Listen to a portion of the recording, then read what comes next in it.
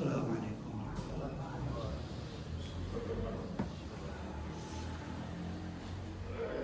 نحمده ونصلي ونسلم على رسوله الكريم، اما بعد، قال الله تبارك وتعالى: اعوذ بالله من الشيطان الرجيم، بسم الله الرحمن الرحيم، ومن يعمل سوءا او يظلم نفسه ثم يستغفر الله يجد الله غفورا رحيما۔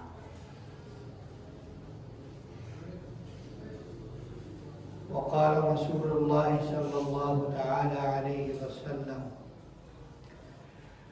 من صام رمضان ایمانا واحتسابا غفر له ما تقدم من ذنبه، او كما قال رسول الله صلى الله عليه وسلم۔ اللهم صل على سيدنا ونبينا وحبيبنا وقرة أعيننا محمد وعلى آله وأصحابه وبارك وسلم۔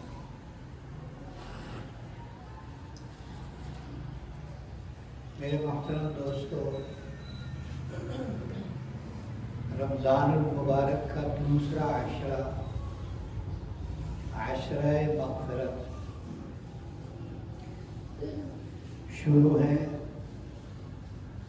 عشرہ مغفرت کے اندر اللہ رب العزت بہت کثیر تعداد، یہ کثیر تعداد ہماری حساب و کتاب سے نہیں ہے، یہ کثیر تعداد اللہ کے حساب و کتاب سے ہے۔ کثیر تعداد کی اللہ مغفرت فرماتے ہیں۔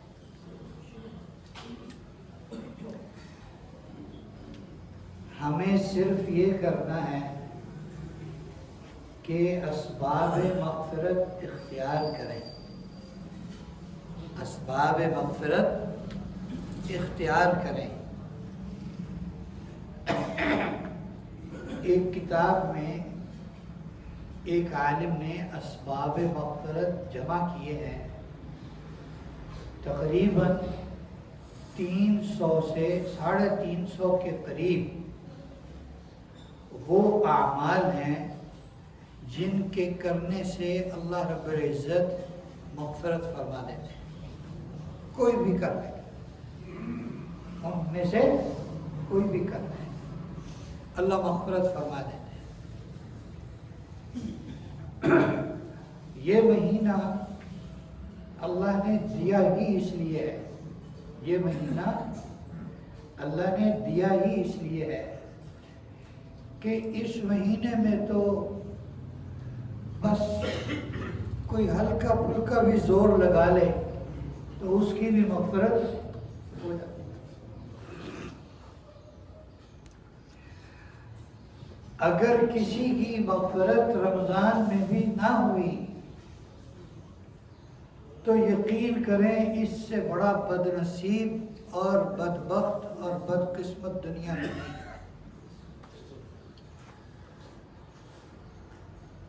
اس کی مثال یوں ہے کہ سمندر میں گیا اور گندگی نہیں اتری، سمندر کے کنارے گیا اور نہانے کی توفیق نہیں ہوئی اور ویسے ہی گندگی کے ساتھ واپس آ گیا۔ دریا کنارے چلا گیا اور پانی سے خود کو دھونے کی توفیق نہیں۔ حضور اکرم صلی اللہ علیہ وسلم نے ایک مرتبہ ایک عجیب کام کیا۔ صحابہ میں وہ کام پہلے آپ نے نہیں فرمایا تھا۔ آپ ممبر پر چڑھے، پہلے درجے پر پہلی سیڑھی پر قدم رکھا، فرمایا آمین، دوسری پر رکھا، پھر فرمایا آمین، تیسری پر قدم مبارک رکھا، پھر فرمایا آمین۔ خطبہ دے کر آپ جب نیچے تشریف لائے، صحابہ اکرام میں سے کسی نے سوال کیا کہ اللہ کے نبی، آپ تو پہلے بھی منبر پر تشریف فرما ہوتے، لیکن پہلے کبھی ایسے نہیں ہوا کہ آپ نے منبر کے تینوں درجوں پر چڑھتے ہوئے آمین فرمایا ہو، آج آپ نے آمین فرمایا، اس کی کیا وجہ تھی؟ آپ نے فرمایا میں نے منبر کے پہلے درجے پر، پہلی سیڑھی پر جب قدم رکھا تو جبرائیل آئے اور جبرائیل نے دعا کی کہ وہ شخص ہلاک اور برباد ہو جائے جس نے رمضان کا مہینہ پایا، رمضان اس کی زندگی میں آیا اور پھر بھی اس کی مغفرت نہ ہوئی۔ میں نے کہا، ایک روایت میں یہ ہے کہ جبرائیل آئے اور آن کے کہا میں 3 دعائیں کر رہا ہوں، اللہ کا حکم ہے کہ آپ اس پر آمین فرمائیں۔ پہلے تو یہ بات سوچیں، جبرائیل کی بد دعا کوئی کم ہے؟ اگر کوئی کہتا ہے کم ہے تو حضور صلی اللہ علیہ وسلم نے اس پر آمین کہا، کوئی شک رہ گیا قبولیت میں؟ دوسرے درجے پر قدم رکھا تو فرمایا، جبرائیل نے دعا کی کہ اے اللہ وہ شخص ہلاک ہو جائے جس کے ماں باپ دونوں یا دونوں میں سے کوئی ایک اس کی زندگی میں بوڑھا ہو اور یہ ان کی خدمت کر کے اپنے لیے جنت میں بنا سکے۔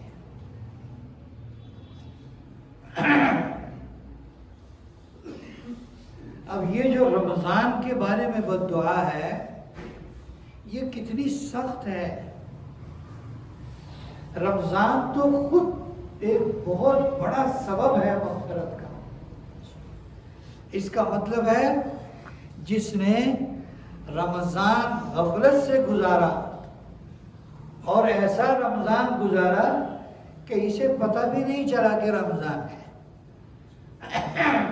روزے سے اس کو کوئی واسطہ ہی نہیں رہا اور نمازوں کے اہتمام سے اس کو کوئی واسطہ ہی نہیں رہا، تراویح کے اہتمام سے اس کو کوئی واسطہ ہی نہیں رہا اور دعا مانگنے سے اس کو کوئی تعلق ہی نہیں رہا، تو اس کا کیا رمضان ہے؟ ایسے شخص کو تو اللہ کے نبی فرما رہے ہیں جس نے رمضان کے روزے نہیں رکھے وہ ہماری عیدگاہ میں بھی عید کی نماز کے لیے نہ آئے۔ کیسا بد نصیب شخص ہے۔ رمضان خود ایک سبب ہے مغفرت کا۔ پھر رمضان کے روزے، اللہ کے نبی نے فرمایا جس نے رمضان کے سارے روزے رکھے ایمان کی حالت میں، ثواب کی نیت سے، اللہ کی رضا کے لیے، غفر لہ ما تقدم من ذنبہ، اس کے پچھلے سارے گناہ اللہ معاف فرما دے گے۔ پھر رمضان میں ایک نماز ہے تراویح، اور پھر اس اول رات میں تراویح ہے اور آخر رات میں تہجد ہے۔ آپ نے فرمایا کہ جو رمضان کی راتوں میں جس نے قیام کیا، یعنی اللہ کی عبادت کی، نماز پڑھی، تراویح پڑھی، تہجد پڑھی اور نوافل پڑھے، اللہ تعالیٰ اس کی مغفرت فرما دے گے۔ اب کتنے لوگ ہیں کہ جن کو پتہ ہی نہیں ہے کہ روزہ ہے، رمضان ہے۔ پہلے تو پھر بھی کچھ احترام ہوتا تھا، کوئی بیمار آدمی ہے یا کوئی کمزور آدمی ہے، اس کو سانس کا مسئلہ ہے اور وہ سگریٹ کا بھی عادی ہے، سانس کی تکلیف کی وجہ سے وہ روزے نہیں رکھ پا رہا، تو وہ چھپ کے جا کے کوئی چیز کھاتا پیتا تھا۔ اب تو یہ جھجک اور شرم حیا اور غیرت ختم ہو چکی، ضمیر مر چکے۔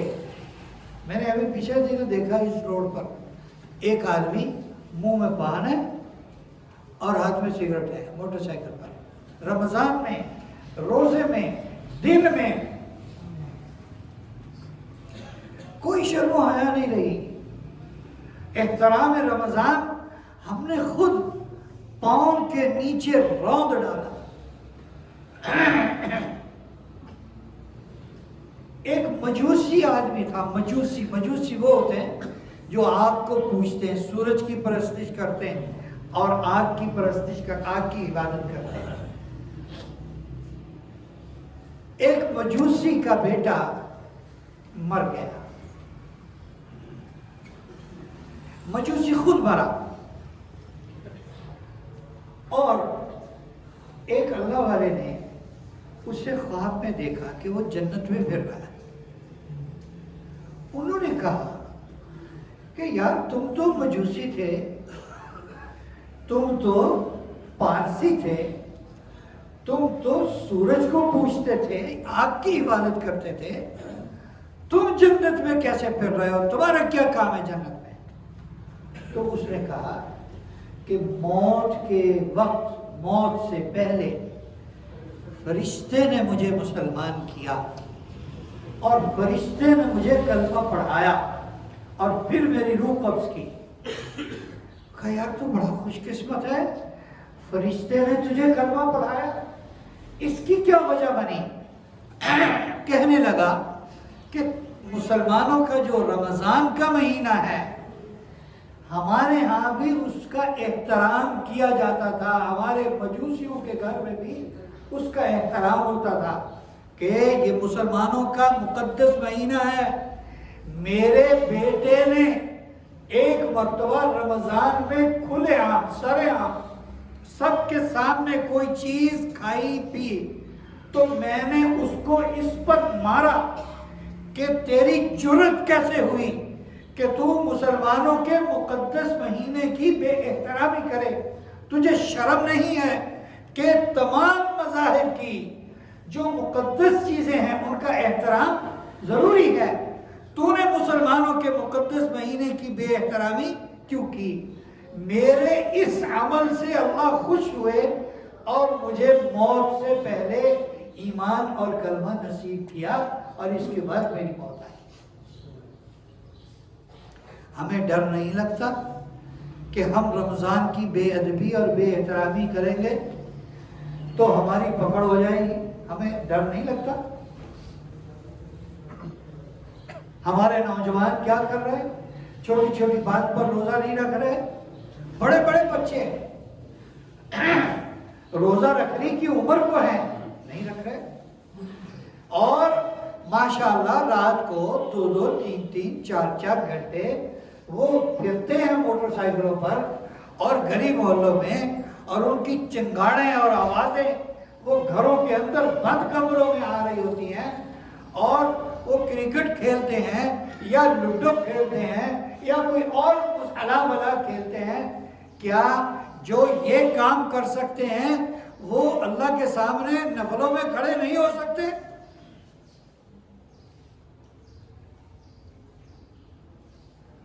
مولوی اگر اس پر بات کرے تو وہ برا لگتا ہے۔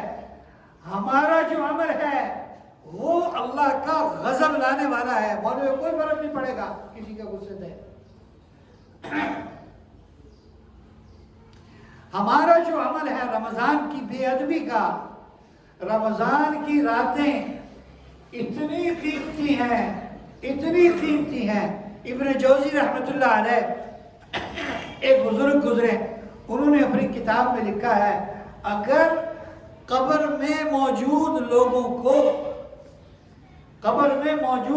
کو زندہ کیا جائے، ان سے پوچھا جائے تمہاری کیا تمنا ہے، کوئی تمہارے دل میں خواہش ہے، تو وہ یہ تمنا کرے چاہے کہ ہمیں چند گھڑیاں رمضان کی گزارنی نصیب ہو جائے. اتنا قیمتی عمل مہینہ ہے یہ. ایک ایک گھڑی اس کی قیمتی ہے. ہر رات رمضان کی ہر رات اللہ آواز لگاتے ہیں الا من مستغفر فاغفر له. کیا کوئی ہے بخشش مانگنے والا، میں اس کی بخشش کر دوں. کیا ہے کوئی رزق چاہنے والا، میں اسے رزق دے دوں. کیا ہے کوئی ضرورت مند اپنی ضرورت مجھ سے بیان کرے، میں اس کی ضرورت پوری کر دوں. یہ مہینہ تو گھنٹہ گھنٹہ، دو گھنٹہ، تین گھنٹے اللہ سے مانگنے کا ہے. اسباب مغفرت میں سے ایک سبب وضو کرنا ہے. کیا جی؟ اسباب مغفرت میں ایک سبب کیا ہے؟ وضو کرنا. وضو کو ہم یہ سمجھتے ہیں کہ یہ نماز کے لیے ہے. یہ ہماری بنیادی غلطی ہے. وضو صرف نماز کے لیے نہیں ہے. سب صالحین اور حضور نبی کریم صلی اللہ علیہ وسلم باوضو رہنے کا اس قدر اہتمام فرماتے تھے. پہلے چونکہ گھروں میں واش روم اور باتھ روم بیت الخلاء نہیں ہوتے تھے. واش روم کے لیے لوگ قضاء حاجت کے لیے گھر سے باہر دور کہیں جاتے تھے. تو حضور صلی اللہ علیہ وسلم ایک جگہ قضاء حاجت کے لیے گئے دور، اور واپسی پر آپ نے فوراً پانی کے قریب پہنچنے سے پہلے تیمم کر لیا.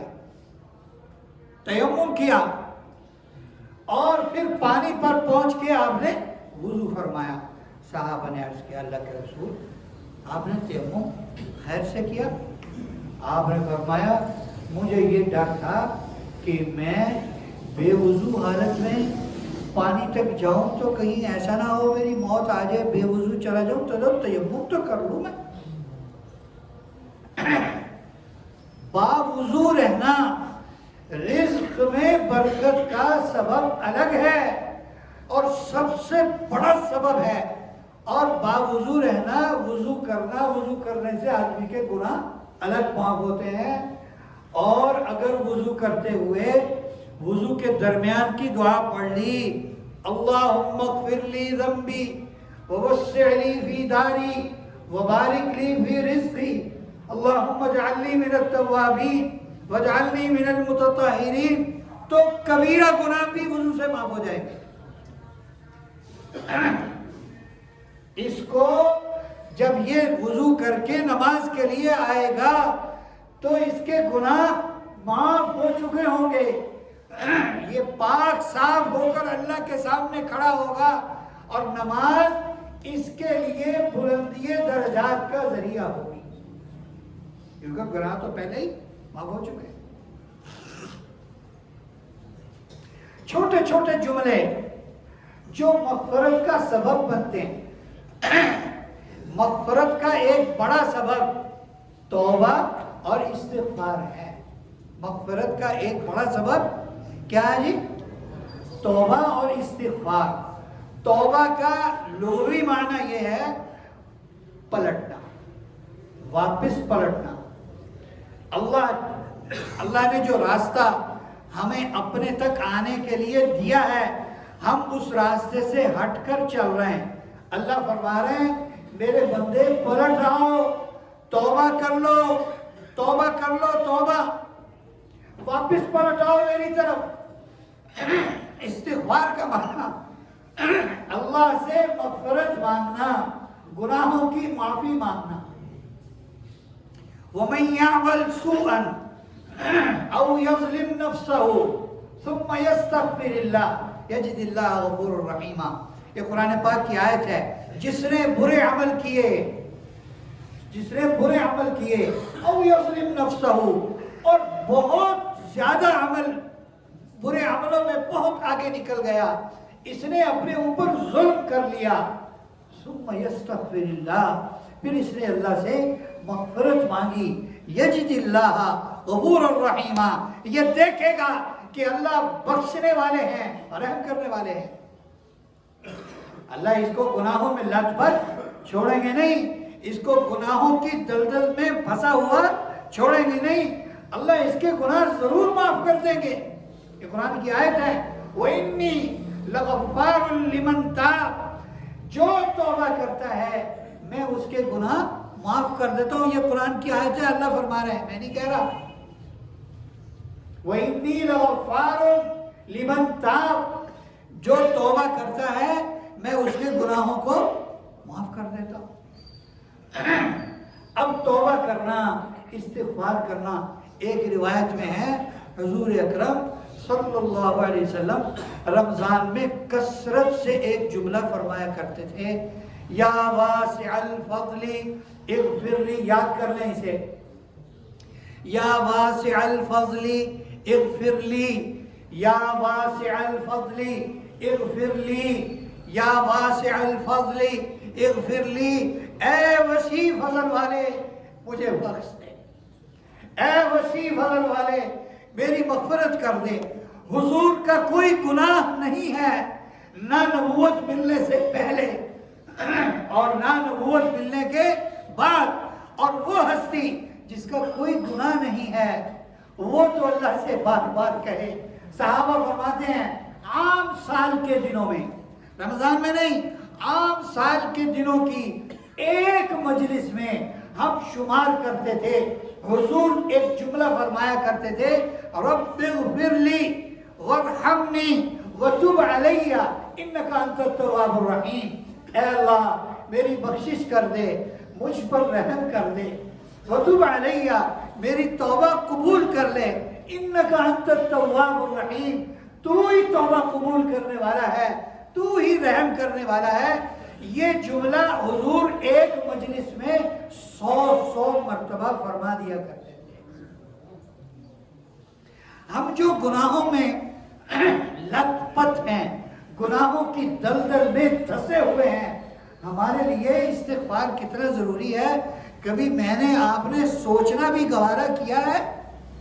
حضور کا زمانہ ہے، یہ خیر القرون بہترین زمانے کا پہلا حصہ ہے، جس میں حضور اکرم صلی اللہ علیہ وسلم صحابہ کرام ہیں۔ ایک صحابی آئے مسجد نبوی میں، شور مچایا، واہ ذنوبا واہ ذنوبا، جیسے ہمارا کہتا ہے نا ہائے میں مر گیا، ہائے میں مر گیا، اس طرح واہ ذنوبا، یہ عربی میں کہتے ہیں ہائے میرے گناہوں نے مجھے مار دیا، ہائے میرے گناہوں نے مجھے ہلاک کر دیا۔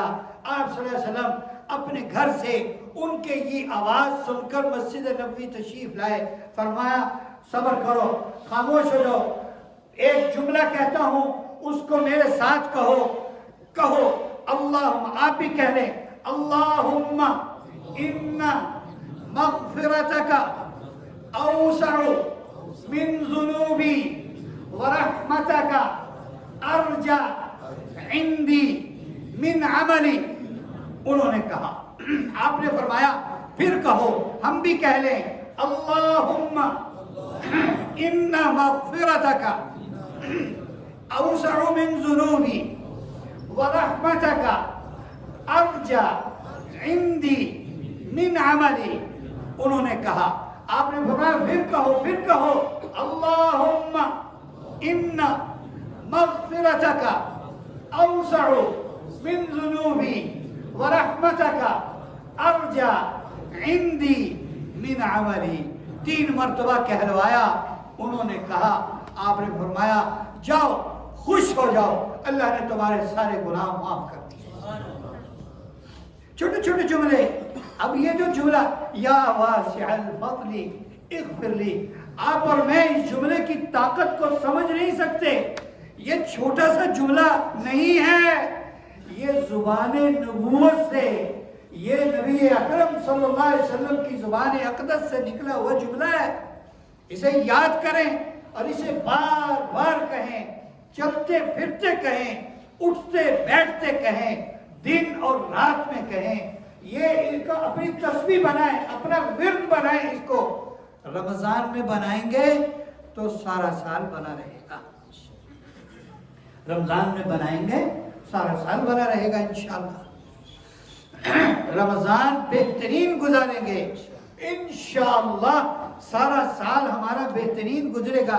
آپ کا کیا خیال ہے جو رمضان میں اللہ کے حکم سے حلال چھوڑے ہوئے ہے، یہ رمضان کے غیر میں حلال کے قریب جائے گا، حرام کے قریب جائے گا؟ رمضان کو اچھے طریقے سے گزارنے کی نیت کریں. ابھی بھی موقع ہاتھ میں ہے، ابھی بھی ہے موقع ہاتھ میں. عشرہ مغفرت زیادہ باقی ہے، اور پھر آخری عشرہ وہ تو سارے رمضان کی جان ہے، اور آخری عشرے کی راتیں وہ تو سارے سال کی راتوں کی جان ہے، اور آخری عشرے میں ہی شب قدر ہے. آپ نے فرمایا جس نے شب قدر میں عبادت کر لی اس کے سارے اگلے پچھلے گناہ. صلاۃ التسبیح ایک نماز ہے 4 رکعت کی، جس میں تیسرا کلمہ پڑھنا ہوتا ہے اور 300 کی تعداد میں پڑھنا ہوتا ہے. آپ اس کی اہمیت کا اندازہ لگائیں. حضور صلی اللہ علیہ وسلم نے اپنے چچا حضرت عباس رضی اللہ تعالیٰ جن سے آپ کو انتہا درجے کی محبت تھی، ان کو فرمایا آپ کو چچا جان ایک ہدیہ دوں، آپ کو ایک گفٹ دوں، آپ کو ایک سرپرائز دوں. تو عرض کیا اللہ کے رسول ضرور دیں. تو صلاۃ التسبیح فرمائی کہ یہ نماز پڑھو، اور ارشاد فرمایا اگر ہو سکے روز پڑھو، نہ ہو ہفتے میں 1 مرتبہ پڑھ لو، نہ ہو مہینے میں 1 دفعہ پڑھ لو، نہ ہو سال میں 1 دفعہ پڑھ لو. اگر یہ بھی نہ کر سکو تو زندگی میں تو 1 مرتبہ ضرور پڑھ لینا. جو شخص صلاۃ التسبیح پڑھ لیتا ہے اللہ اس کے گزشتہ سارے گناہ کو معاف فرما دیتا ہے. یہ اسباب مغفرت ہیں ہمارے دائیں بائیں آگے پیچھے اوپر نیچے، لیکن کوئی اختیار کرے تو پھر ہے، کوئی اختیار کرے تو پھر ہے. نیت کر لیں ہم دن میں روزہ رکھیں گے انشاءاللہ، اپنے بچوں کو بھی رکھوائیں گے، اور ہم راتوں کو عبادت میں صرف کریں گے، اور اللہ کے سامنے کھڑے ہوں گے، اور جتنا جاگ سکے اللہ کے سامنے جاگیں. کھیل کود میں وقت ضائع نہ کریں. خدا کی قسم یہ جو گلیوں میں کھیل کود ہو رہی ہے یہ اللہ کے غضب کو دعوت دیتی ہے، یہ اللہ کے غضب کو دعوت دیتی ہے. اس سے بچیں، اپنے بچوں کو بچائیں. ایسے نہ ہو کہ ہمارے نوجوانوں کی عمومی غفلت سے اور بھی کئی گھروں کا کباڑہ ہو جائے، اللہ کی ناراضگی اتر آئے. اللہ تعالی ہمیں ان باتوں پر عمل کی توفیق نصیب فرمائے.